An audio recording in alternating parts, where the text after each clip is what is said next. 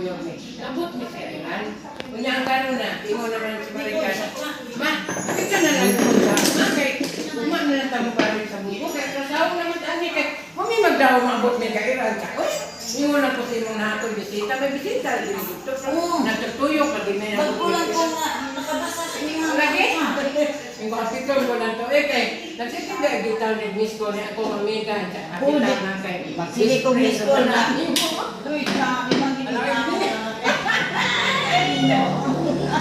Ay nga lagi na siya nga. Bata ning Ako ni Angga. kinsang bata kang Maricel? Kamagwangan ka do? Ingon siya nga.